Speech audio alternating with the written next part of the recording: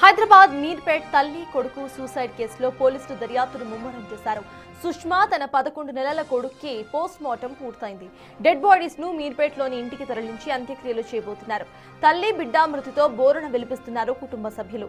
సుష్మా భర్త యశ్వంత్ రెడ్డిపై ఆరోపణలు చేస్తున్నారు. ఆమె కుటుంబ సభ్యులు సుష్మని వేధించేవాడంటూ, ఆమె సూసైడ్ కి కారణం అతనే అంటూ యశ్వంత్ పై ఫిర్యాదు చేశారు మృతురాలి కుటుంబ సభ్యులు.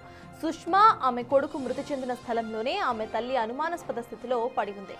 సుష్మా తల్లికి ప్రైవేట్ హాస్పిటల్లో ట్రీట్మెంట్ అందిస్తున్నారు. ఆమె పరిస్థితి విషమంగా ఉందని అన్నారు వైద్యులు. ఇప్పటికే ఆత్మహత్యకు ముందు అసలు ఏం జరిగిందని సుష్మా తల్లి స్టేట్మెంట్ రికార్డ్ చేశారు పోలీసులు. యశ్వంత్ స్టేట్మెంట్ ని కూడా రికార్డ్ చేశారు.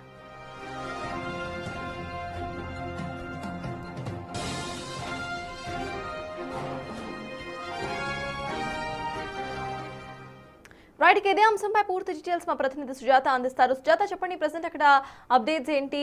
స్టేట్మెంట్స్ రికార్డ్ చేసినట్టుగా తెలుస్తుంది. ఆ స్టేట్మెంట్స్ లో అసలు ఏమున్నాయి?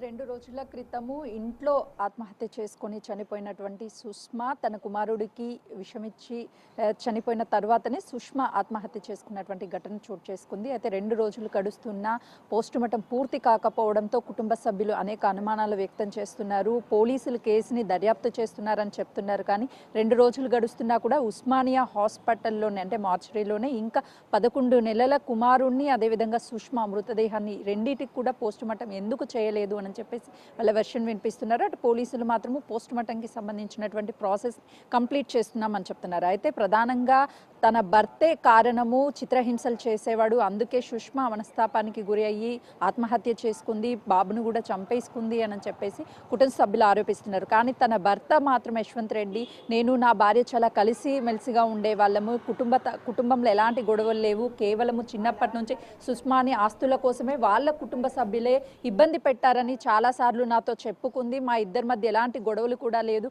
మరీ 3 రోజుల్లోనే నా కుమారుడు బర్త్డే కూడా ఉంది. ముందస్తుగానే మేము షాపింగ్ చేసాము, కలిసి ఎంతో సంతోషంగా ఉంటున్నాము, ఎలాంటి గొడవ లేవు. కానీ ఆ రోజు ఆత్మహత్య కంటే ముందు రోజు ఒక చిన్న గొడవ మాత్రమే జరిగింది. అది గొడవ కూడా కాదు, కేవలము షాపింగ్కి వెళ్ళొచ్చిన తర్వాత మా నాన్నమ్మకి, అదేవిధంగా అమ్మమ్మ సైడ్ వాళ్ళకి బట్టలు తీసుకొచ్చావు అని చెప్పి కాల్ చేయి మాత్రమే అని నేను సుష్మాకి చెప్పాను. నేను ఎందుకు చేస్తాను, మీరే చేయండి అని చెప్పింది.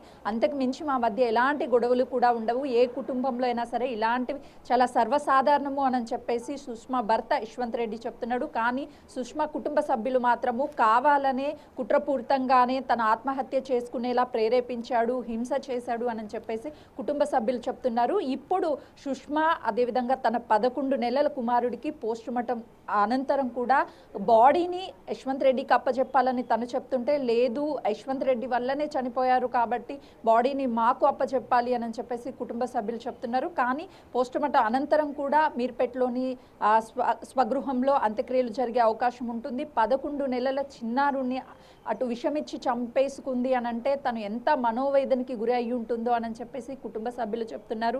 ఈరోజు ఇద్దరికి కలిపి పోస్టుమార్టం పూర్తి అయిన తర్వాత ఒకేసారి అంత్యక్రియలు జరుగుతాయి. వాళ్ళ కుటుంబ సభ్యులు కన్నీరు మున్నీరు అవుతున్నారు. మరోవైపు సుష్మా తల్లి క్రిటికల్ పరిస్థితిలో ఉంది. తన స్టేట్మెంట్ని కూడా రికార్డ్ చేశారు. అంటే ఆత్మహత్యకు ముందు ఏం జరిగింది, అసలు సుష్మా తల్లి ఏం తాగింది, తను ఎందుకు అపస్మారక స్థితిలో పడిపోయింది అని కూడా పోలీసులు స్టేట్మెంట్ని రికార్డ్ చేశారు. కాబట్టి ఈరోజు అంత్యక్రియల్ని చివరి చూపు చూసుకోవడానికి, సుష్మాని తన 11 నెలల కుమారుని ఇద్దరిని కూడా చివరి చూపు చూసుకోవడానికి కుటుంబ సభ్యులతో పాటు ఆ మీర్పేట్లో ఉన్నటువంటి బంధువులు, అదేవిధంగా సుష్మా బంధువులు, మరోవైపు యశ్వంత్ బంధువులందరూ కూడా ఇంటికి చేరుకునే అవకాశం కనిపిస్తుంది. అంతా కూడా కన్నీరు మున్నీరు అవుతున్నారు. పక్కనే ఒకవైపు తల్లి, మరోవైపు చిన్న కుమారుడు. ఈ 2 మృతదేహాలు పోస్టుమార్టం నిమిత్తం అనంతరం కూడా అంత్యక్రియలు జరగనున్నాయి. సత్తాజ్, థ్యాంక్ యూ సుజాత.